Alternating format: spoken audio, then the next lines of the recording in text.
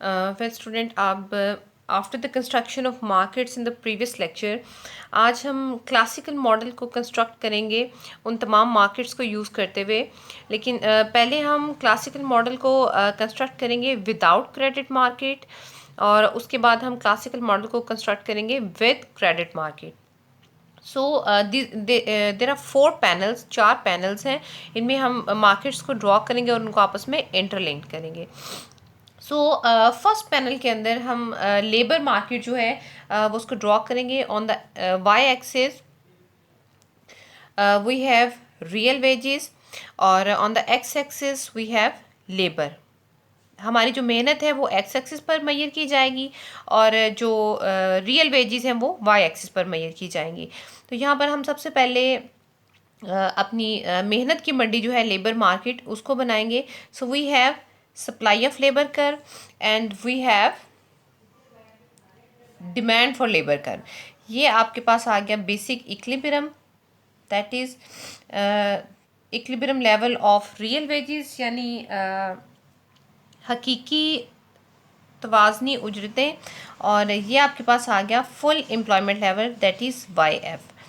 अब इस Y F level पर मुल्क के अंदर, यानी ये जो रोज़गार की सतह है वाई एफ, ये मुल्क के अंदर कितनी अशिया और खिदमात जो हैं वो प्रोड्यूस कर रही हैं, उसके लिए हम इस लेवल ऑफ आउटपुट को, इस लेवल ऑफ एम्प्लॉयमेंट, रोज़गार की इस सतह को goods market, that is why is a function of labour, जो हमारे पास अशिया की मंडी है उसमें लेकर आएंगे। और ये जो मज़दूर जिनको काम पर रखा गया है, ये आपके पास Y1 पैदावार जो है वो प्रोड्यूस कर रहे हैं। सबसे पहले हमने क्या किया, हमने मज़दूरों की मंडी बनाई, मेहनत की मंडी बनाई। यहाँ पर हमारे पास मेहनत की रसद और मेहनत की तलब की मदद से तवाज़नी हकीकी उजरतें आ गई और फुल एम्प्लॉयमेंट, मुकम्मल रोज़गार की सतह आ गई। अब यहाँ से इस मुकम्मल रोज़गार की सतह पर जितने लोग काम कर रहे हैं, वो जो आपको आउटपुट दे रहे हैं वो Y1 के बराबर है, और ये हमें बताया हमारे आउटपुट कर्व ने। अब ये जो पैदावार प्रोड्यूस की जा रही है, ये मार्केट पर किस कीमत पर बेची जा रही है, उसके लिए हमें नज़रिया मिकदार ज़र की ज़रूरत पड़ेगी प्राइस लेवल के लिए। So we have Y1 here, और prices P is measured on X axis, कीमतों को हम एक्स एक्सिस पर मैयर करेंगे। और हमारे पास एक MV कर्व, तो देखें ये हमारे पास नज़रिया मिकदार ज़र है, ये आपके पास ज़र की रसद है, और ये आपके पास पैदावार और ये कीमतें। तो Y1 आउटपुट को मार्केट के अंदर P1 कीमतों पर बेचा जा रहा है। अब इन P1 कीमतों पर इकोनॉमी के अंदर ज़री उजरतों और हकीकी उजरतों का क्या लेवल है, उसके लिए हम यहाँ पर एक 45 डिग्री का एंगल बनाएंगे, जिसको हम वेज प्राइस लाइन कहते हैं। यहाँ पर हमारे पास आ जाएंगी नॉमिनल वेजेस, और यहाँ पे प्राइसेस हमारे पास आ गई P। याद रखें कि जो कॉरेस्पॉन्डिंग एक्सिस है, यानी ये वाई एक्सिस है और उसके सामने वाला वाई एक्सिस, इस पर सेम क्वांटिटी मैयर होनी चाहिए। ऐसा नहीं होगा कि यहाँ पर आप पैदावार को जो है वो मैयर कर रहे हो और यहाँ पर आप कीमतों को मैयर कर रहे हो। अगर आप ऐसा करेंगे तो ये जो पैनल्स हैं वो आपस में इंटरलिंक नहीं करेंगे। अब देखें, यहाँ पर रोज़गार था तो यहाँ पर भी हमारे पास रोज़गार की सतह है, यहाँ पर हमारे पास पैदावार की सतह थी तो पैदावार की सतह है, ये कीमतें हैं तो यहाँ पर भी कीमतें हैं। अब ये दोनों एक्सिस एक दूसरे के साथ लिंक नहीं करते, क्योंकि हमने panel 1, panel 2, panel 3 and panel 4 यहाँ पर हम डायग्राम एंड कर रहे हैं, तो इसलिए इनका आपस में एक जैसा होना ज़रूरी नहीं है। यहाँ पर जो कीमतें हैं, इस पर ये चेक करना कि हकीकी उजरतें और ज़री उजरतें कितनी हैं, उसके लिए हम इसी प्राइस लेवल को P1 को एक्सटेंड करेंगे। और ये रियल वेजेस, हकीकी उजरतों का जो ख़त है उसको A पॉइंट पर इंटरसेक्ट करती है, और यहाँ पर हमारे पास आ गई ज़री उजरतें। यानी इकोनॉमी के अंदर मेहनत की रसद और मेहनत की तलब के बाहमी तवाज़न से हमारे पास हकीकी उजरतें आई, और यहाँ पर हमारे पास फुल एम्प्लॉयमेंट लेवल आ गया। अब ये फुल एम्प्लॉयमेंट लेवल, यानी ये जो लोग काम कर रहे हैं, ये आपको Y1 आउटपुट दे रहे हैं, इसको A1 कह लें। A1 पॉइंट हमें ये बताता है कि जो रोज़गार की सतह हमारे पास इकोनॉमी में आई है ऊपर मेहनत की मंडी से, वो आपको Y1 लेवल ऑफ आउटपुट दे रही है। अब ये Y1 level of output market में P1 प्राइसेस पर बेचा जा रहा है। अब P1 प्राइसेस पर जो चीज़ बेची जा रही है, कीमतों के इस म्यार पर उजरतों का क्या म्यार है, उसके लिए हम इसको एक्सटेंड करेंगे और A4 पॉइंट जो कि हकीकी उजरतों के ख़त प्राइस वेज लाइन या वेज कर्व के ऊपर मौजूद है, ये हमें बताता है कि इकॉनमी के अंदर इतनी हकीकी उजरतें हैं और इतनी ज़री उजरतें हैं। अच्छा, ये मॉडल जब आप डिफरेंट बुक्स के ऊपर देखेंगे तो कहीं पर ये वेज रेट जो है, जो कैपिटल W1 है, ये अक्सर डायग्राम्स में इसके बिल्कुल सामने आ जाता है, अक्सर डायग्राम में इससे ऊपर चला जाता है, अक्सर डायग्राम में इससे नीचे चला जाता है, जैसे कि हमारा W1 है। तो इससे कोई फ़र्क नहीं पड़ता, ये डिपेंड करता है आपके इस कर्व की स्लोप के ऊपर, और क्योंकि इस एक्सिस का, इस वाई एक्सिस का इसके साथ कोई रिलेशनशिप नहीं है, तो इसको अगर आप इस तरह से मेजर करते हैं तो उसमें कोई इशू नहीं है। ये तो था हमारा classical model, basic classical model without credit market. अब अगर इस फुल एम्प्लॉयमेंट में अगर हम कोई डिसइक्विलिब्रियम क्रिएट करते हैं, यानी अगर किसी वक्त इकोनॉमी में मेहनत की मंडी में मेहनत की रसद में इजाफा हो जाता है, यानी यहाँ पर supply of labour is greater than demand for labour, तो उजरतें बढ़ जाएंगी। तो जैसे हमने प्रीवियसली स्टडी किया कि जैसे ही तलब कम होगी तो उसकी कीमत कम हो जाएगी, तो इस कंडीशन में वेजेस फॉल करेंगी और इकोनॉमी ऑटोमेटिकली जो है वो फुल एम्प्लॉयमेंट की तरफ मूव कर जाएगी। और जब वो फुल एम्प्लॉयमेंट की तरफ मूव कर जाएगी, जब इकोनॉमी ने वापस ई पॉइंट पर आना है या उसने आना ही है, तो इस कंडीशन में यहाँ पर कोई डिस्टर्बेंस पैदा नहीं होगी। ये ऑटोमेटिकली फ्लेक्सिबिलिटी ऑफ वेजेस की वजह से, यानी उजरतों के लचकदार होने की वजह से ये चीज़ें ऑटोमेटिकली सेट हो जाएंगी, बाकी सारी मार्केट्स ऑटो एडजस्ट हो जाएंगी। इसी तरह से अगर किसी वक्त इकॉनमी में डिमांड फॉर लेबर ज़्यादा हो जाती है, सप्लाई ऑफ लेबर कम हो जाती है, तो प्राइसेस ऑफ लेबर इंक्रीज़ हो जाएंगी, तो इकॉनमी के अंदर जो है वो ये डिसइक्विलिब्रियम ऑटोमेटिकली रिड्यूस हो जाएगा, तो इकॉनमी वापस जो है वो ई पॉइंट पर आ जाएगी। और जब इकॉनमी ई पॉइंट पर आएगी तो ये मार्केट्स जो हैं वो डिस्टर्ब नहीं होंगी। ये आपका है basic classical model without credit market. और आपने देखा कि यहाँ पर फ्लेक्सिबिलिटी ऑफ वेजेस की वजह से इकोनॉमी के अंदर हमेशा मुकम्मल रोज़गार की सूरत हाल पाई जाती है, यानी supply creates it's on demand, कि सप्लाई जितनी भी प्रोड्यूस हो रही है उस सप्लाई के अगेंस्ट लोगों को इतने पैसे पे किए जा रहे हैं कि वो मार्केट में जाकर अपनी बनाई हुई चीज़ों पर ख़र्च करके उसको ख़रीद सकते हैं, और ओवर प्रोडक्शन यानी ज़ायद रसद का कॉन्सेप्ट क्लासिकल मॉडल के अंदर नहीं है। ये नेक्स्ट हमारे पास आ जाता है classical model with credit market. अब ये है हमारा बेसिक क्लासिकल मॉडल जो अभी हमने कंस्ट्रक्ट किया।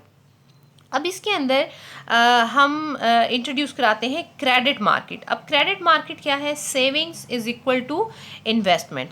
अब हमने कहा कि इकोनॉमी के अंदर ये फुल एम्प्लॉयमेंट लेवल, ये तवाज़नी सतह है, इस तवाज़नी सतह पर YF ये फुल एम्प्लॉयमेंट लेवल है, और ये हमारे पास उजरतों की सतह है।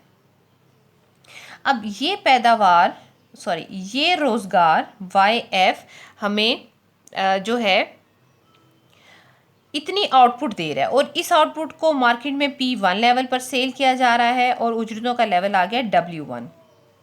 अब वो कहते हैं जब लोग इतनी आउटपुट प्रोड्यूस कर रहे हैं तो इस आउटपुट के लेवल पर या इस इनकम के लेवल पर लोगों की सेविंग्स क्या हैं, तो उसके लिए हमें पता है सेविंग्स और इनकम में पॉजिटिव रिलेशनशिप पाया जाता है। अब पॉजिटिव रिलेशनशिप पाया जाता है। अच्छा, एक और बात कि हमें क्लासिकल मॉडल में इस पैनल की ज़रूरत नहीं है। अगर हम सिंपल क्लासिकल मॉडल का डायग्राम देखें, इस पैनल को हमने इसलिए इंट्रोड्यूस करवाया है कि हम डायरेक्ट Y को इंटरेस्ट रेट के साथ लिंक नहीं कर सकते। यानी अगर मैं कहती हूँ कि यहाँ पर इंटरेस्ट रेट है, तो क्या ये दोनों पैनल्स इंटरलिंक हो सकते हैं? नहीं हो सकते, ठीक है। या इसलिए हमने यहाँ पर सेविंग फंक्शन जो है वो इंट्रोड्यूस कराया है। तो ये हमारे पास आ गई savings, S is a function of Y. अब यहाँ पर हम कहते हैं कि ये जो Y level of output economy के अंदर प्रोड्यूस हो रहा है, ये लेवल ऑफ आउटपुट आपको जो सेविंग दे रहा है दैट इज़ S1। और इस Y1 आउटपुट जो है ये आपको S1 सेविंग्स जो है वो दे रहा है, यानी इस लेवल ऑफ इनकम पर आप S1 सेविंग्स जो है वो कर रहे हैं। अब इस S1 सेविंग को आप ऊपर एक्सटेंड कर लें, दैट इज़ S1। अब इस सेविंग पर क्लासिकल्स ये कहते हैं कि savings is equal to investment, कि सेविंग जो है वो इन्वेस्टमेंट के बराबर होती है। तो यहाँ पर हम सेविंग्स और इन्वेस्टमेंट यानी जो क्रेडिट मार्केट है, ये हमारे पास है क्रेडिट मार्केट, इसको हमने इंट्रोड्यूस कराया। तो we have two components of credit market, saving and investment. तो यहाँ पर पहले आ गया हमारा सेविंग फंक्शन एस। ये सेविंग फंक्शन हमें बताता है कि we have S saving A point पर, और क्योंकि क्लासिकल्स ये कहते हैं सेविंग्स और इन्वेस्टमेंट जो है वो बराबर होती हैं, इसलिए we have in negatively sloped investment curve. ये आपके पास आई आ गया। इन सेविंग्स और इन्वेस्टमेंट जहाँ पर इक्वलाइज है, ये आपके पास आ गया इंटरेस्ट रेट, ये तवाज़नी शरह सूद आ गई। ये आ गया हमारे पास basic classical model with credit market. अब आप देखें कि full employment level labour market के अंदर, प्रोडक्ट मार्केट के अंदर और क्रेडिट मार्केट के अंदर। अब पहले हमने डिसइक्विलिब्रियम क्रिएट किया यहाँ पर, और हमने देखा कि डिसइक्विलिब्रियम क्रिएट करने से यानी उजरतों को बढ़ाने या कम करने से इकोनॉमी के अंदर ऑटोमेटिकली फ्लेक्सिबिलिटी ऑफ वेजेस, उजरतों की लचक पजीरी की वजह से इकोनॉमी में automatically full employment level regenerate हो जाता है, खुद ब खुद ऑटोमेटिकली जनरेट होता है, जिसकी वजह से ये मार्केट्स डिस्टर्ब नहीं होती। अब हम देखते हैं कि अगर इकोनॉमी में क्रेडिट मार्केट के अंदर डिसइक्विलिब्रियम क्रिएट होता है तो क्या होगा। तो अगर किसी वक्त इकॉनमी में शरह सूद में इजाफा हो जाता है, जब शरह सूद में इजाफा होता है तो सेविंग्स जो हैं वो ज़्यादा हो जाएंगी और इन्वेस्टमेंट कम हो जाएगी। जब इन्वेस्टमेंट कम होगी तो डिमांड फॉर लोन्स कम हो जाएंगे। जब डिमांड फॉर लोन्स कम होंगे तो प्राइसेस जो है प्राइस ऑफ लोन वो भी कम हो जाएगी और शरह सूद रिड्यूस हो जाएगी, जिसकी वजह से इकॉनमी जो है वापस इस ए पॉइंट पर आ जाएगी और ये जो एक डिसइक्विलिब्रियम क्रिएट हुआ था ये ख़त्म हो जाएगा। जब डिसइक्विलिब्रियम ऑटोमेटिकली ख़त्म हो गया, जब सेविंग्स में इजाफा ख़त्म हो गया, तो इसका मतलब है कि लेटर ऑन यहाँ पर इन मार्केट्स पर कोई असर नहीं होगा। इसी तरह से अगर इंटरेस्ट रेट कम हो जाता है तो इस रिड्यूस्ड इंटरेस्ट रेट पर या कम शरह सूद पर क्या होगा, सरमायाकारी ज़्यादा हो जाएगी, सेविंग्स कम हो जाएंगी, बचतें कम हो जाएंगी। जब सरमायाकारी कम हो जाएगी तो डिमांड फॉर लोन्स कम हो जाएगी,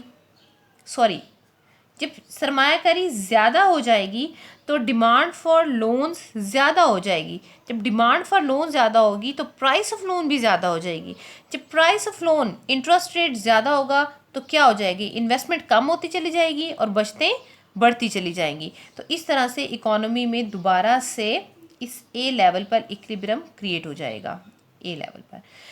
सो इकोनॉमी के अंदर अकॉर्डिंग टू क्लासिकल इकोनॉमिस्ट अगर लेबर मार्केट में कोई डिसइक्विलिब्रियम क्रिएट होता है तो यहाँ पर फ्लेक्सिबिलिटी, लचक पजीरी जो है उजरतों की, वो उस डिसइक्विलिब्रियम को, उस अदम तवाज़ुन को खुद ब खुद ख़त्म कर देती है। इसी तरह अगर क्रेडिट मार्केट में कोई डिसइक्विलिब्रियम क्रिएट होता है तो वो ऑटोमेटिकली जो लचक पजीर शरह सूद है उसकी मदद से वो खुद ब खुद हल हो जाता है। इसी तरह अगर दोनों मार्केट्स में at a time disequilibrium create होता है तो क्योंकि दोनों मार्केट्स के अंदर फ्लेक्सिबिलिटी मौजूद है, वेजेस में भी और शरह सूद में भी, ये इकट्ठे जो है वो काम करेंगे, ऑपरेट करेंगे, तो जिसकी वजह से इकोनॉमी में चाहे दोनों मार्केट्स में डिसइक्विलिब्रियम एट अ टाइम क्यों ना प्रोड्यूस हो जाए, इकोनॉमी के अंदर हमेशा फुल एम्प्लॉयमेंट की सूरत हाल पाई जाती है। और यही क्लासिकल कॉन्सेप्ट था। Thank you so much.